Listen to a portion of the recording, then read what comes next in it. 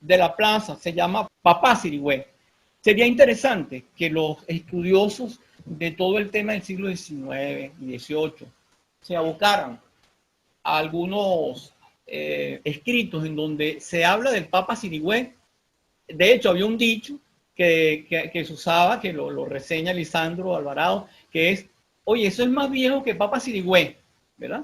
Entonces, este es Papa Sirigüé, se los voy a poner como lo publicó de la plaza, un fragmento, ¿no? A ver si...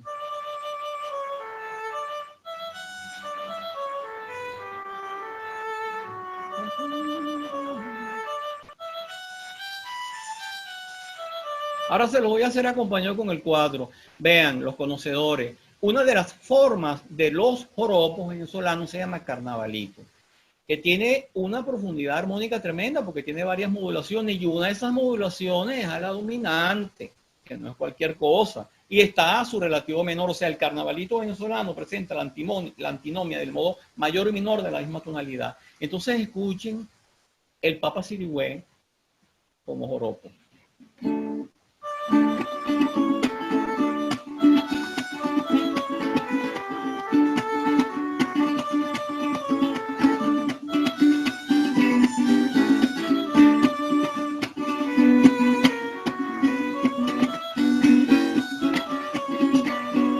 Modulación.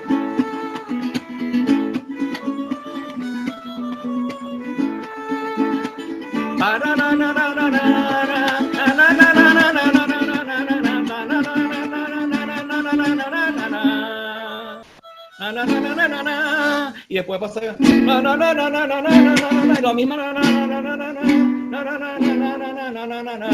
misma armonía del carnavalito está en Papa Sirigüé. Entonces, les estoy diciendo que esto publicado por De la Plaza, ¿verdad?, que son una cantidad de danzas venezolanas. Hay varias. Yo invito a ustedes a que lean el libro de La Plaza. Muchas danzas que él publica como aires nacionales.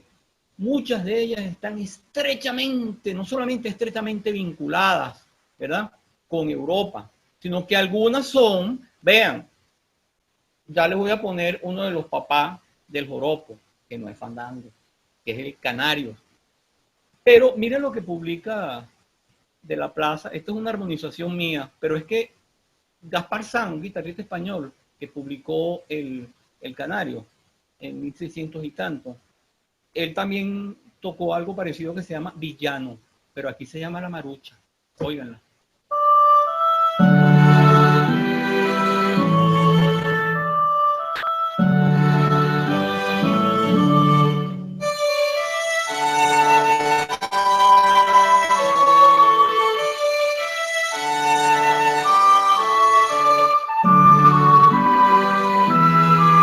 Corta. Esa es binaria.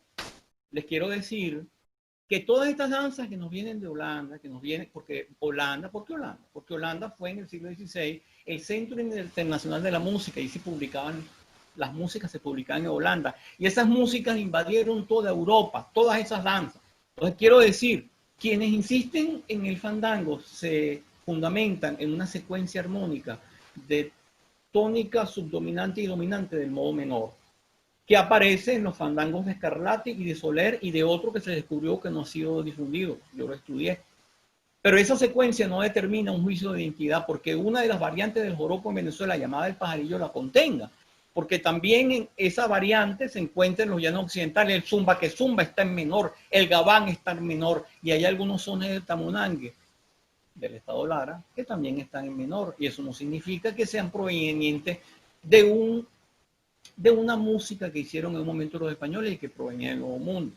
Entonces, una cosa es reconocer al fandango, ya expresión musical, como parte de la filiación genética que originó los joropos venezolanos, pues son varios, pero no la podemos tomar como una propuesta definitiva. Ahora mismo yo les quiero colocar a ustedes, como ejemplo, una de las danzas que para mí siempre ha sido el germen, uno de los más importantes del joropo.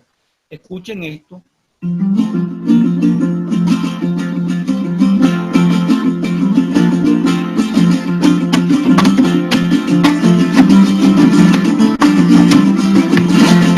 ¡Ahí le vamos!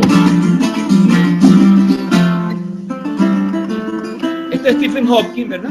Él hace una versión renacentista en guitarra barroca, o en el rasgueo.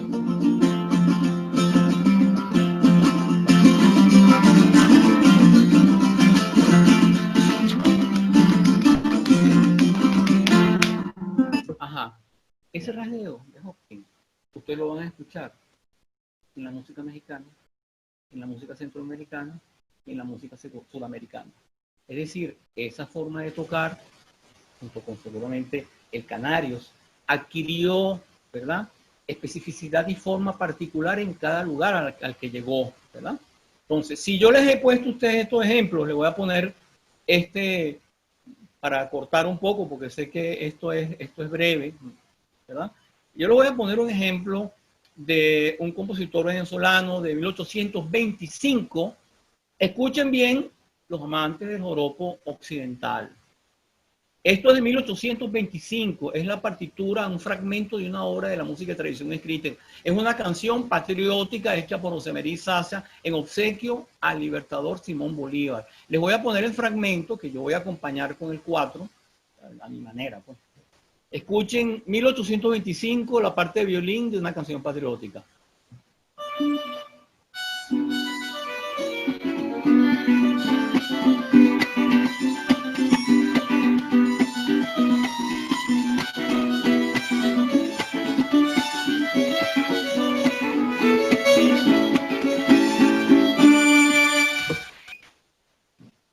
Si tiene algún parecido con esto que les voy a poner ahora, que publicó De la Plaza en 1882, o sea, unos años después, ¿verdad? Aquí está el De la Plaza. Este es el joropo de La Plaza. Esta versión es mía.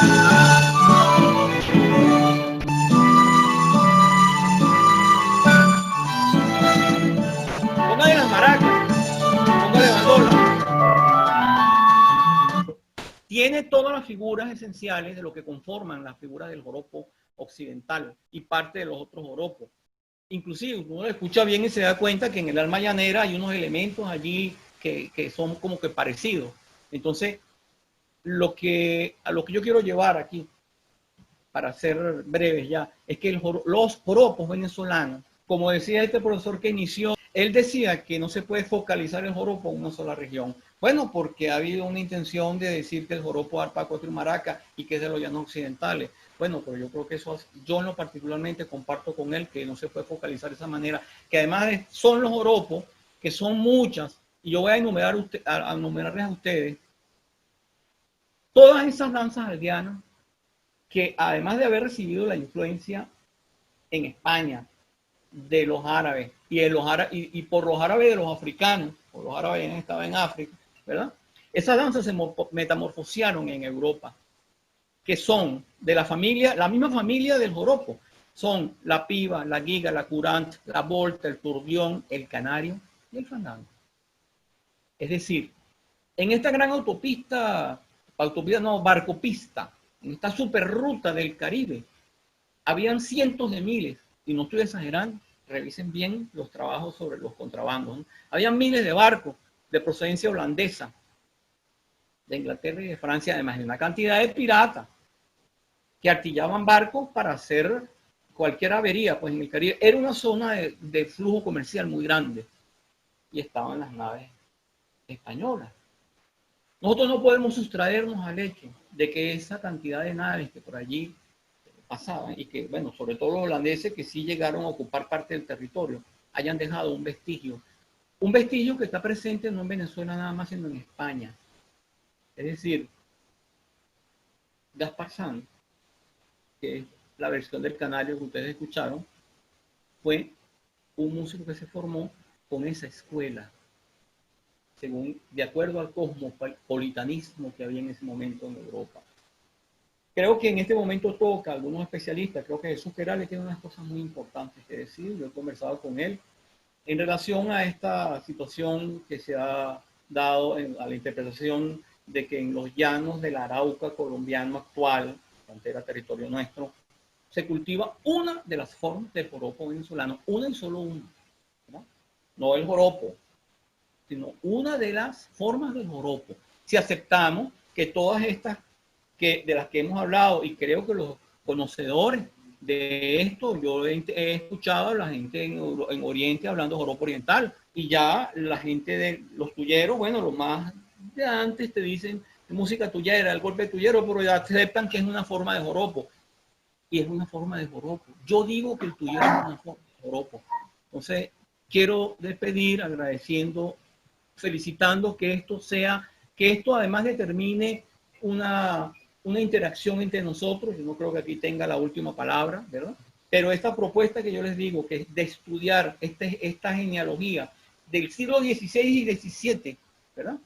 Hay que tomarla en consideración porque nosotros comenzamos a manifestarnos como nación o a manifestar nuestros problemas. Los pardos los pardos en el siglo XVIII comenzaron sus atrevimientos contra la corona española. No lo habían hecho antes y eso culminó en lo que ya sabemos en el siglo XIX. Entonces, cuando nosotros cuando comenzamos a tener sentido de la nacionalidad, de la identidad, que aparece la expresión, ¿verdad? Canciones del terruño. Es decir, ya la gente estaba hablando de algo propio. Ya Venezuela no era un territorio de paso de funcionarios, sino que había gente nacida aquí de varias generaciones. Y ya, para los grandes estudiosos de los temas vinculados con las negritudes venezolanas, ya las negritudes habían penetrado a profundidad parte del territorio nacional. Se habían escapado los cumbes, ¿verdad? Y en los cumbes ya hacían vida o sea, ya habían cultivado a profundidad. Tan es así que la corona española y las autoridades coloniales les dio terror y les permitieron participar en cofradías siempre que estuvieran bautizados. Aún así, ellos incidieron poderosamente. La presencia indígena en los joropos venezolanos no se puede determinar ni armónicamente, ni melódicamente, ni rítmicamente. Se determina de otra manera. Hay otras maneras de sentir lo étnico que no tiene por qué ser en una estructura armónica, melódica o los gritos que a veces escuchamos, de algunas maneras del tamunangue, sentimos lo indígena nacional. Muchas gracias. Sigo aquí con ustedes escuchando. Agradeciendo a Diego Silva por, bueno, su participación. Este es un tema que, por lo visto, genera y despierta mucho entusiasmo, pero queremos darle la bienvenida ahora a Eimer Escalona, conocido como el Pollo de Moroturo.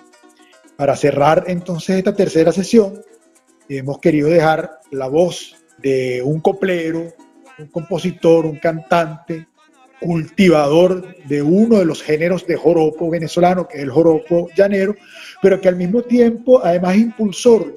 Yo lo vengo escuchando a él desde hace varios años, con un programa que él llama La Misión Joropo. Y la Misión Joropo es una misión precisamente para rescatar el joropo en toda su verdadera dimensión, porque como lo decía el profesor Benito Iradi en la segunda sesión, una de los argumentos que pudiéramos nosotros esgrimir en la UNESCO para declarar al joropo como patrimonio es porque es una expresión que está en peligro de extinción.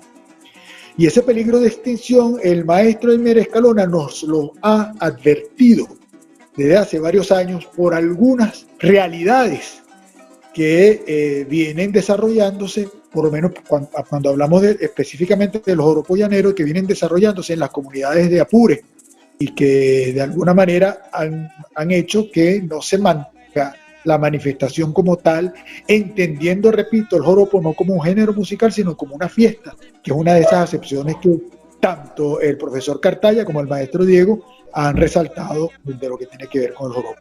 Entonces, bueno, sin más preámbulo, el maestro Eimer Escalona con la conquista del llano como origen del joropo. Queremos que nos hable un poquito sobre esa misión joropo.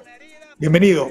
Y muchas gracias a Osvaldo Muset, director del gabinete de Portuguesa, quien nos está ayudando con la transmisión desde Acarigua de esta participación del maestro Eimer Escalona. Adelante. Muchísimas gracias, la gente del foro Venezuela Vive al Joropo. Gracias por permitir dar mi punto de vista también. algunas de las componentes de la situación actual del joropo. Aquí estamos intentando adaptarnos a la tecnología. Ahí vamos, poco a poco. Joropo es un arpa brava, tonada y copla bravía, leyenda, llano y sabana. Joropo es la vida mía. Esta copla me la copié del maestro Dámaso Delgado, también autor de la obra musical La leyenda del Silbón. Pero me gusta mucho porque enfoca el concepto que queremos plantear del joropo, de que el joropo es en sí toda una comunión cultural, donde los elementos como el baile, la música, el canto, son integrantes de esa conjunción. El joropo es un todo, digamos, un todo cultural. Mi ponencia se llama La conquista como origen del joropo, la conquista del llano, porque especificamos ya hacia el joropo llanero. Ya ha sido bastante explicado el por qué el joropo, o como lo acaba de decir muy acertadamente el maestro Silva, los joropos son venezolanos, pero vamos ahora a especificar un poco en el joropo llanero. Yo a veces me ayudo con coplas porque es mi oficio. Hay una copla que dice: a esta tierra larense le cantamos con orgullo, tierra de hombres ilustres, ciudad madre es el Tocuyo. Los tocuyanos plantean ese hecho de ser la ciudad madre, más allá que si Cumaná y Coro son más viejas que el Tocuyo, porque es en el Tocuyo donde se inician los primeros asentamientos en tierra firme de ganadería con miras a la conquista. De ahí ese orgullo de ellos de ser la ciudad madre. Y el primer europeo en conquistar el llano fue el ganado silvestre, porque la intención de salir desde el Tocuyo no era hacia la conquista del llano, era hacia la conquista de las cordilleras, que eran los climas más apropiados para la ubicación de los europeos. Pero hay una palabra, yo no sé cómo la llaman los académicos, en el llano lo llamamos el barajuste. Los ganados se barajustaban y por instinto buscaban los grandes pastizales naturales. Entonces la conquista europea del llano primero fue por el ganado silvestre. Y eso dio pie a que cazar ganado se hiciera un negocio lucrativo y de poca inversión, muy parecido a lo que es la pesca. Yo me voy para la orilla del río, saco un bagre y vendo un bagre, pero no crié un bagre. Eso pasó con la conquista del llano, y ahí es cuando nace un término que llamamos los llaneros la cachilapera. Ese fue la primera actividad económica europea en el llano. Eran cuadrillas de hombres formados en las actividades pastoriles que iban, cazaban ganado y vendían ganado hacia el norte del país, ganado que no había sido fomentado por ellos. El auge, digamos, comercial que traía la cachilapera llevó a la fundación del hato como primera institución europea en el llano. El hato, Gallegos lo define como que el hombre de presa puso 4 palmas en un techo y se aposentó. Luego vino todo el proceso de legislación respecto al hato. Y entonces, en todo ese proceso, se fue creando esa conjunción cultural que nosotros llamamos joropo. La definición que conocemos actualmente, los que dicen joropo, los que dicen baile, los que dicen fandango, incluso los que dicen parranda, y en el llano se llama parrando. En el contexto llanero vienen a ser sinónimos. Vamos al baile, y el baile es una definición de una danza. Vamos al joropo, vamos al fandango. Incluso la parranda, que la nombran como la música navideña, pero también la parranda es el mismo acto festivo. Por ahí se demuestra el origen del joropo y del joropo llanero como tal en la zona venezolana del llano, porque los llanos colombianos, no olvidemos que están ubicados al sur de la cordillera andina, entonces la conquista incluso de los llanos colombianos fue desde Venezuela. La zona caribe de ellos no se comunica directamente con el llano. Entonces, ¿por qué yo parto de la copla de los tocuyanos? Porque es imposible que Sogamoso o Villavicencio sean más viejas que el Tocuyo. Cuando llega la conquista del llano desde la cordillera colombiana, hacía rato que eso estaba poblado y había sido conquistado desde Venezuela. Eso es el primer elemento. Ahora quiero tocar el punto de lo que está haciendo Colombia. Si los llaneros colombianos quieren proponer a la UNESCO el joropo llanero como parte de su patrimonio tradicional, técnicamente están en su derecho. Por los cánones que se rige la UNESCO, técnicamente están en su derecho, tiene los conceptos de tradición de más de 200 años, están en su derecho de plantearlo. Mismo derecho que tiene Venezuela de plantearlo. Ahora, la UNESCO como institución está en el deber de reparar las metodologías que se hayan usado para esa propuesta. ¿Qué ha hecho Colombia respecto al joropo? Algo que primeramente le reconocemos. Más de 50 años de una política de identidad cultural en el llano.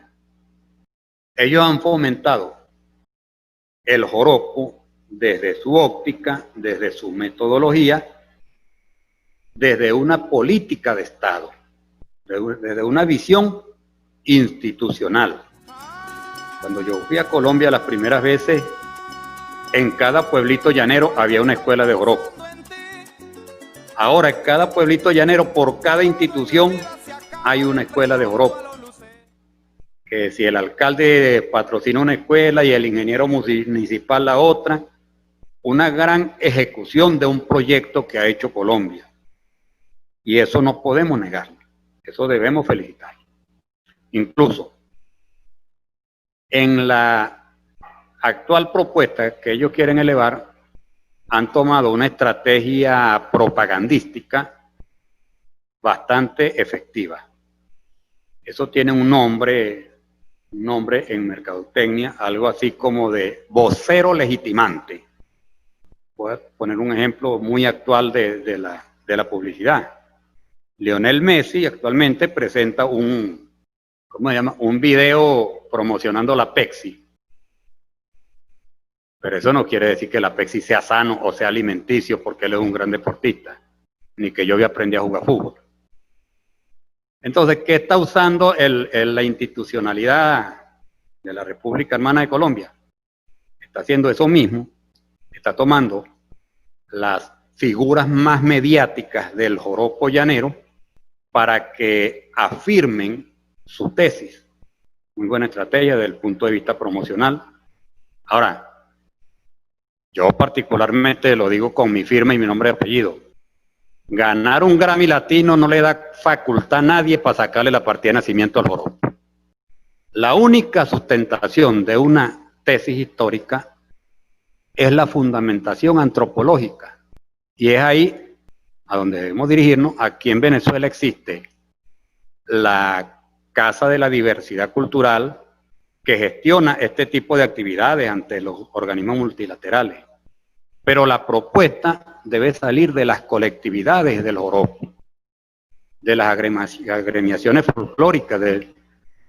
No podemos esperar que la institucionalidad vaya adelante lo que nosotros no planteamos como sentimiento popular. En eso tenemos que tomar esa reflexión, esa autocrítica. Debe ser una gran explosión cultural desde los joroperos venezolanos. El planteamiento que hacíamos desde la misión Joropo era que crear una política de identidad cultural de Venezuela, con el nombre de joropo porque es la manifestación más amplia, no con fines de totalizar el joropo al resto del país, ni ese reconocimiento de arpa, cuatro y maraca es lo que nos identifica. Venezuela tiene una riqueza cultural tradicional enorme que pudiéramos llevarla a una sola política de identidad cultural donde nos unamos todos. No pueden estar cada manifestación por su parte mientras se impone una sola. En eso yo soy tajante.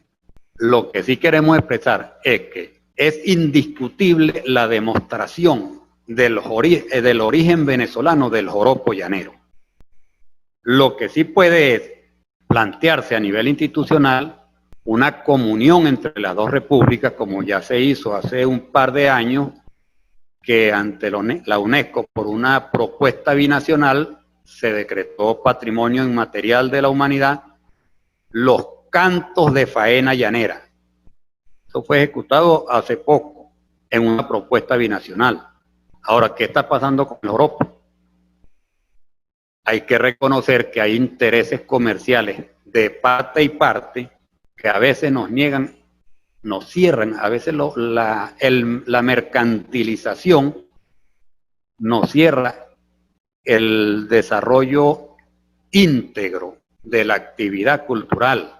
El alcalde contrata al pollo de Moroturo y le paga no sé cuántos miles para que vaya a cantar en la serenata a la Virgen, pero la profesora de la escuelita de joropo le niegan un bidón de agua mineral porque no hay recursos. En eso tenemos que ser reflexivos, en eso yo asumo la autocrítica y habrá gente que le roncha por lo que uno dice, pero es la verdad. Entonces salimos chillando cuando los colombianos nos ponen a mañar.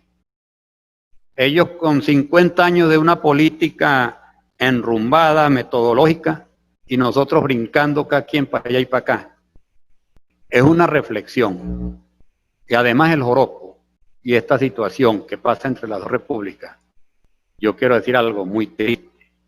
Llevan 200 años separándonos por distintas índoles. ¿Cuánto sufrió el Libertador por los divisionistas? Y ahora va a ser el joropo, el bien que más compartimos entre Venezuela y Colombia, también un motivo de distanciamiento. Vamos a hacer un planteamiento desde Venezuela, hagámoslo desde Venezuela hacia Colombia, vamos a hacer un planteamiento para la unificación de las propuestas que haya que hacer a distintos organismos sobre el joropo, pero también a lo interno hagamos más cultura, un poquito menos de farándula. Se invierte mucho en farándula, en conciertos, y a veces suspendemos foros porque no tenemos internet completo en el Ministerio de Cultura. Es triste, pero lo digo y bueno, con esto reitero la posición con la que, aunque lo digo muy personal, creo representar el sentimiento de muchos cultores del joropo llanero, que es al que me dedico. Respeto y admiro mucho a las distintas manifestaciones. A mi querida gente de Colombia, mi abrazo y mi reconocimiento. Y a Venezuela, pues, pido disculpas por la falla metodológica. Yo no soy un académico, soy un coplero que desde estas opiniones sencillas aspiro a activar un poquito de conciencia. Muchísimas gracias. Viva el joropo y quédense en casa. Muchas gracias. No será un académico, pero tiene el don de la palabra y el don de comunicar, que es lo más importante, querido amigo, querido Pollo de Moroturo. Agradecido por sus palabras, por esta es la posición de los cultores, esta es la posición de quien mantiene el vínculo con la tierra, con la comunidad, con las manifestaciones, y forma parte indudablemente muy importante y muy determinante dentro de toda esta diatriba, dentro de toda esta polémica, dentro de toda esta discusión. una discusión enriquecedora, una discusión que sin lugar a dudas lo que va a terminar siendo es enalteciendo esa manifestación, logrando que fortalecer en el imaginario del pueblo venezolano nuevamente ese sentido profundamente patrimonial y arraigal que tiene el joropo o los joropos como manifestación tradicional. Seguiremos entonces avanzando. El ministro tiene algunas palabras que decir después de haber escuchado a los tres compañeros de la tercera sesión. Una sola palabra: gracias. Bueno, gracias. Muy agradecido a los tres por haber participado. Seguiremos anunciando las siguientes sesiones. Esto, como ya lo dijimos anteriormente, podrá ser visto a través de los canales de YouTube del Ministerio del Poder Popular para la Cultura y de la Fundación Compañía Nacional de Música. Venezuela, viva Europa. Buenas tardes.